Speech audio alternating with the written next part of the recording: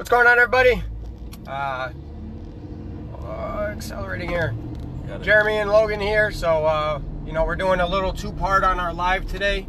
Logan showed you around. We're just leaving Bernie's Speed Shop down here in Florida. We do a lot of remote assist for them. They sell our packages and do some great work there. So you can check out the first one and see some of the cars they have in their showroom that are for sale, and just how cool of a facility it is. So we figured we got a little bit of a ride back to our where we're staying. Figure we'll do another little question and answer session here. We thought kind of fitting we're going to do remote tuning. Since Richard over at Bernie's is our contact there that we do all of our remote tuning for. We're several 1,000 miles away from our home state, so what better subject than kind of what we're doing here for the support. So yeah, figured why not go there. So Logan Tulo being our lead sales, he talks to a lot of people every day, and one of the biggest things we do and offer is remote tuning. So he's going to tell you kind of the questions he hears, the conversations he has, and also too, we need to make sure our navigation is working. So I got it. Yeah.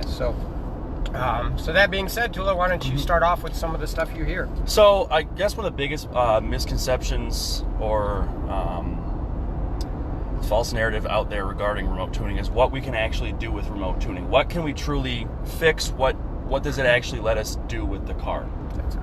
Yeah, so to really generalize, it's tuning. So we don't fix things via tuning, and I think that's a great thing you're talking about of what can we fix. Like misfires, like mechanical things. At the end of the day, in our terms of service, it states the vehicle needs to be mechanically sound because we just read the sensors.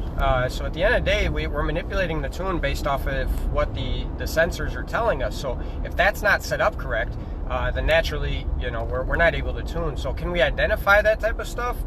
Yeah, that we can help a little bit there. But on the flip side of it, we can't necessarily always figure out what is wrong. We can relay what the messages are, and that's important and helpful.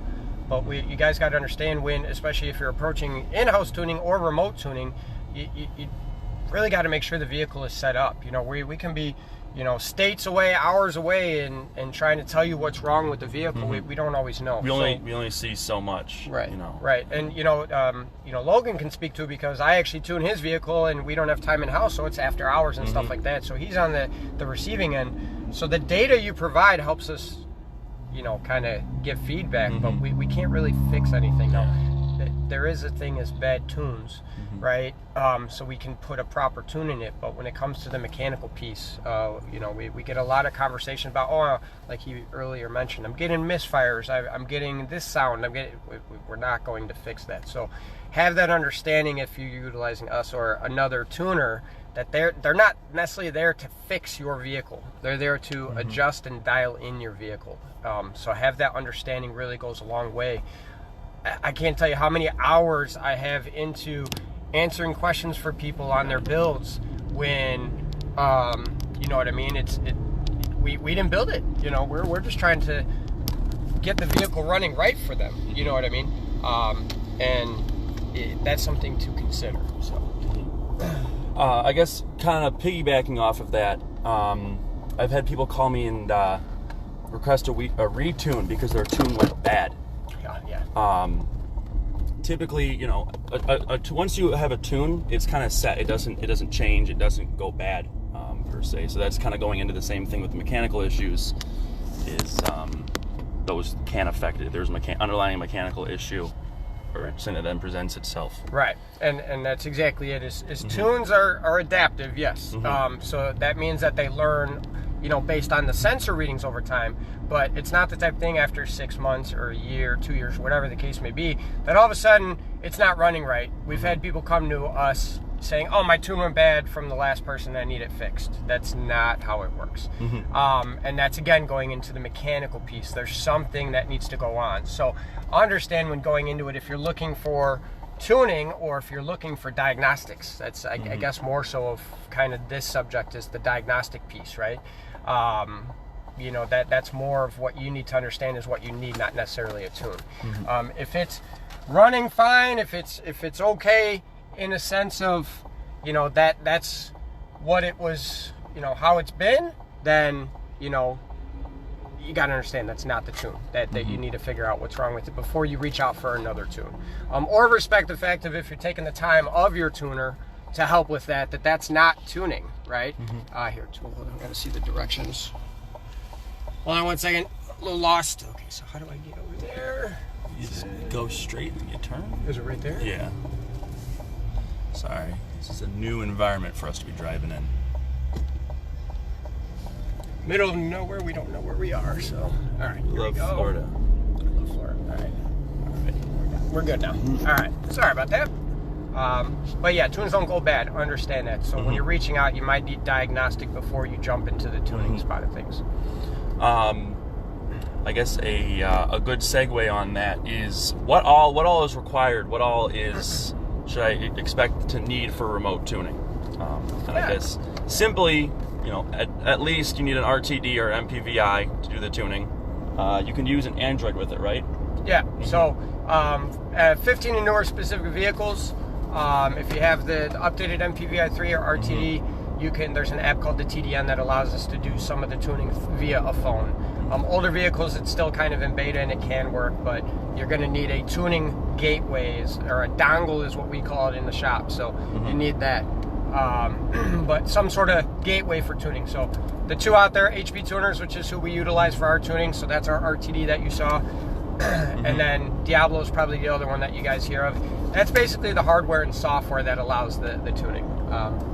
Logan, you handle the sales and what other needs, so you can fill in the rest after that for the hardware. Yeah. So anything that's not Hellcat, since we're not seeing the car in person, we require a wideband in it. That's just for safety. It's so we know what's truly going on as far as fueling.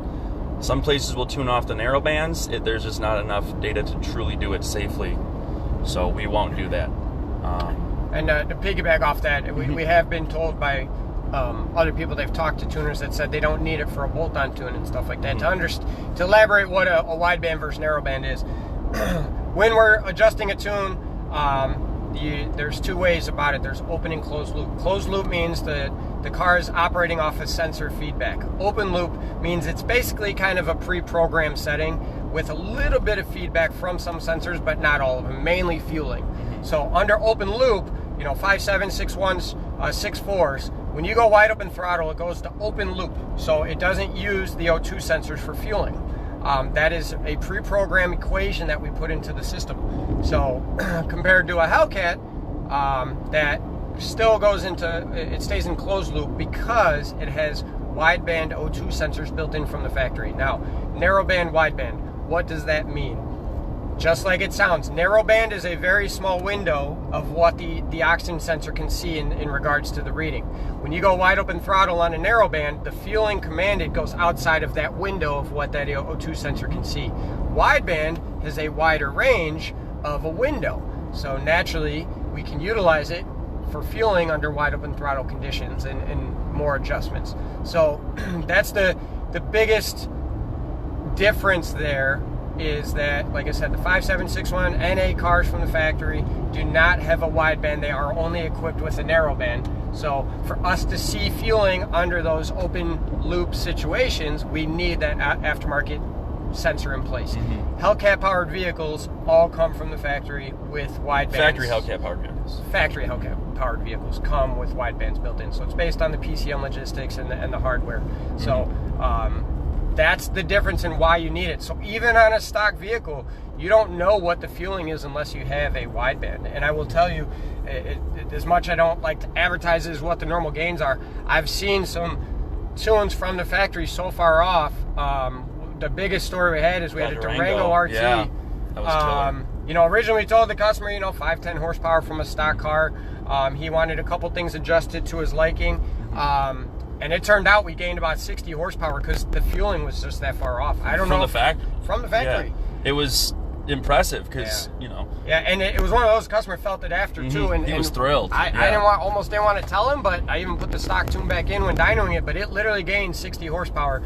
Fueling was just that far off. So as an example, if that was remote tuned and somebody said, oh, I'm just adding a couple degrees of timing and changing a setting, you don't need a wideband. That car would have not gained that 60 horsepower without knowing that. We wouldn't have known either. Right. So exactly. So it's been paused for a while on my end, but I think that was my phone. It's a little delayed.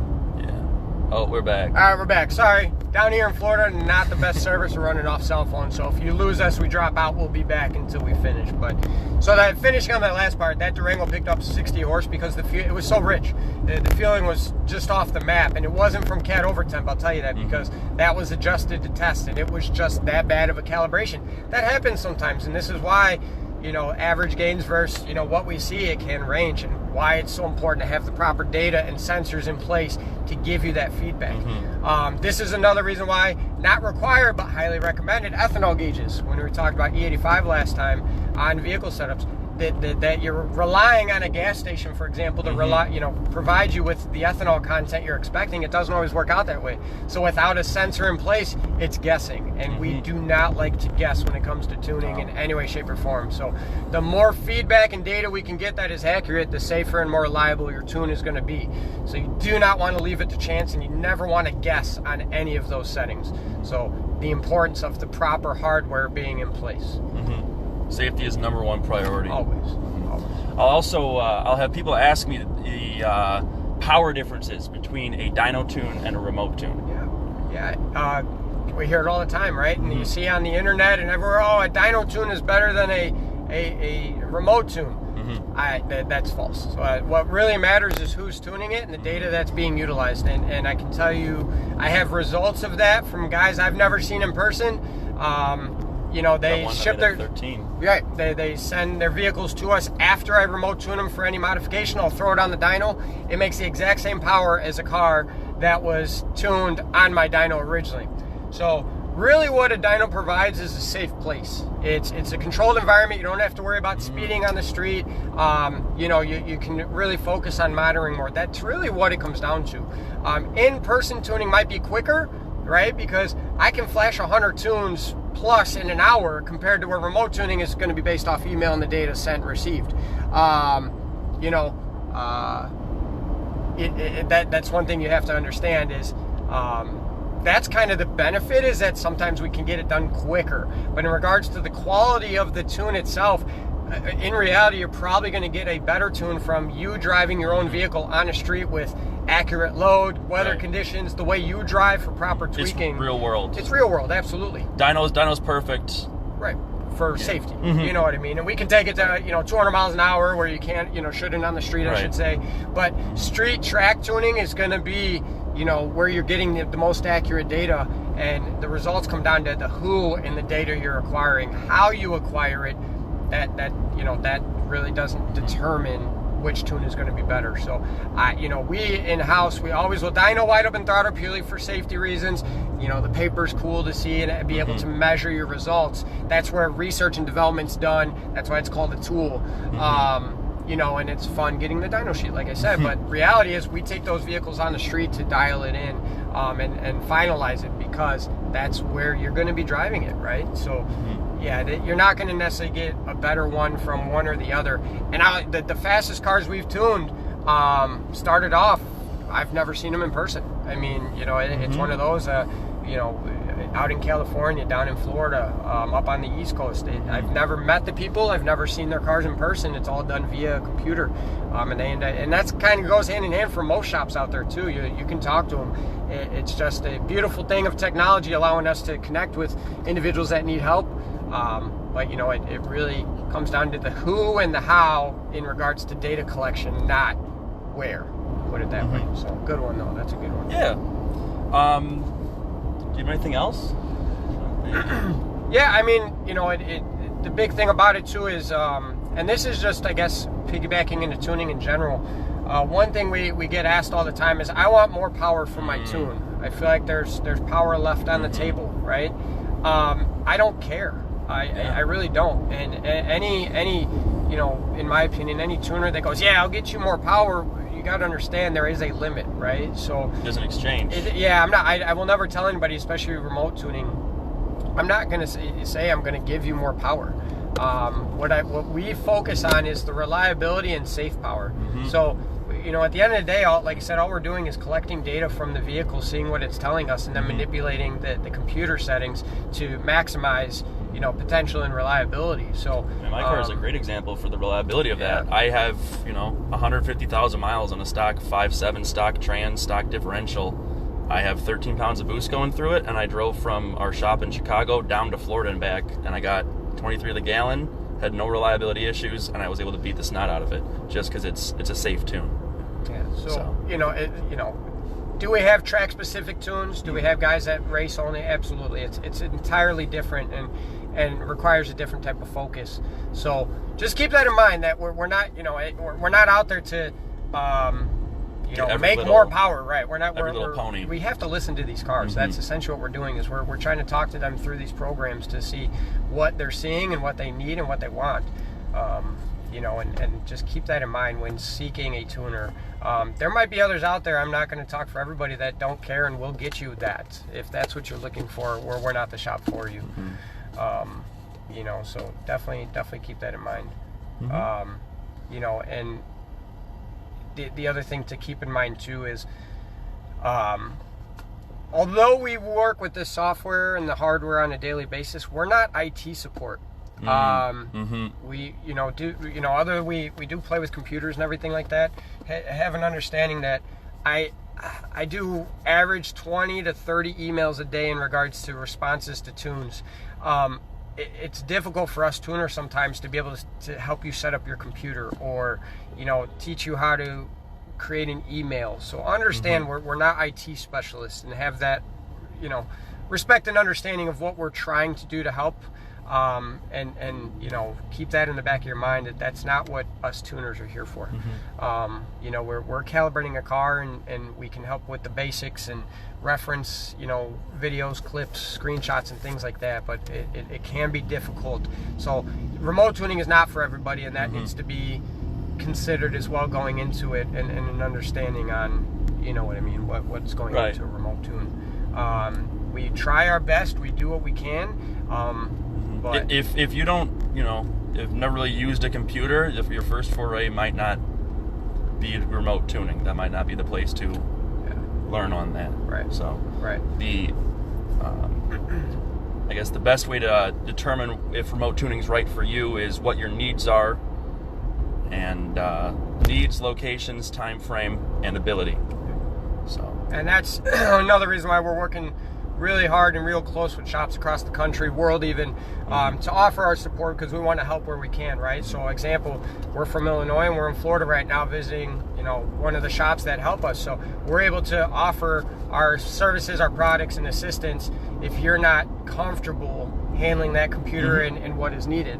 It does speed up the process, right? Because they're capable of devoting their time to it to speed it up, similar to if it was in shop with us. So that's something why we're doing what we're doing, because technology is great. We understand it's not for everybody. So, you know, with our network, we're able to offer that type of support.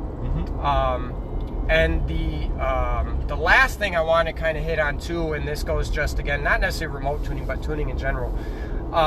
Give a little background on the Dodge PCM logistics. You know, they have these things called calibration IDs, and Dodge is always coming out with new ones, right? That's why you have TSBs and updates and stuff like that. But in a sense, it changes how the computer correlates with itself. So one of the reasons why Dodge tuning is extra difficult is because there's so many calibrations. The cars could have the same modifications and be from the same year, but they'll have a different calibration, and the tune has to be set up entirely different. So you need to have that understanding of what that, you know what I mean, is doing for us as tuners, and why it becomes more difficult. Each tune gets kind of made from its own beginning. It's not where we have, you know, hey, this is just a bolt-on 5.7 car, I'm just going to grab this tune and change a few things. It's completely new setup. Exactly. So we do not, you know, we everything is from the ground up from us, right? We do not like to start with anybody else's tune. We hate it. In-house, we will flash your car back to stock with dealer software, because one, if it was tuned with another software, it can throw things off. The amount of times we've had cars that were tuned by Diablo, and not saying the tunes were bad, but just the way they're encrypted, the bootloaders and everything that comes down to how a tune is flashed, it just doesn't work. We've resolved a lot of issues by people flashing back to stock and then starting fresh. That goes back to the other thing I see people all the time, and other tuners out there go, oh, send me your tune file, I'll tweak it, or I'll review it and let you know how the tune looks. The truth is, and anybody that's talked to me or had any conversation with me will tell you, my line is, tuning is like an atlas, right? We have a destination. We all have a goal of where we're trying to go.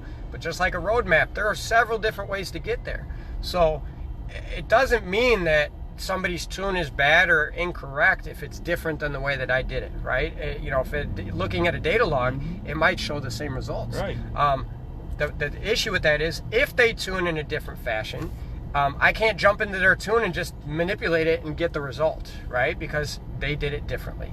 So we need to understand that as well, where we're coming from. I see people all the time, oh, will you review my tune? Will you review my log? We don't do that. We don't, because one, out of respect, we don't like to see other people's tunes or anything like that, right? So we want to start from scratch. We prefer and recommend to get it back to stock. And that even goes with if you had Diablo and you return it to stock via the handheld. We've had issues with that too. Yeah, a couple issues, not several, just one. Yeah. 18 and newers are worse than the older ones. But keep that in mind, that just because another person looks and goes, oh, this is wrong, it doesn't mean that it's wrong. There's different styles, there are different ways. The result in the end might show up the same on a data log, which in the end you can badmouth the VE table, you can badmouth injector data, it looks bad, it's rocky. In the end, somebody is chasing a result, and if the result is there, that's what matters. So there's right ways, I guess you can say there's wrong ways, we call it hacking tunes, but I'll be honest, there's sometimes in the industry that's needed because there's weird things that happen with these things, weird combinations, whatever the case may be. There's a lot going on that... Yeah, a lot that goes on, but just understand, like I said, I'll tell you, the Fords, the GM stuff, very different. I mean, you can start off with literally a template on all those, and they'll be the same with minor tweaks. The Dodge is extremely different, so do keep that in mind, right? When looking for a tuner, when looking for some assistance, have some respect for the work that these guys do. Like I said, I do not like getting other tuners' tunes. Normally, the only reason I'll do it if somebody's out of state, they don't have access, and they're in an emergency, we will give it a shot. But normally I like to start with a stock tune. We've seen so much come from, just trying to crossbreed it and the hybrids and stuff like that. So just doesn't work. Just doesn't work. So I think off the top of my head, that's the last one that I have when it comes to that. That's about it. That's pretty much all my questions answered. I guess the only other thing I have with remote tuning is PCM unlocking for the 15s and newers. Yeah. So we offer it in-house. It's just unlocking. So when we get your PCM, we can't bench flash it. You still have to do the tuning process. But yeah, that's great. $250. We do it same day once it arrives and ship it. You don't have to get a remote tune from us. We can just unlock your PCM if you found someone else you want to go with. We do offer that. Yeah, and it's so if you don't know, 15 and newers just require the PCM unlock. Also, 18 and newers require the smart access cable. Now, do keep in mind, we have been able to tune Diablo unlock PCMs from 15 to 17.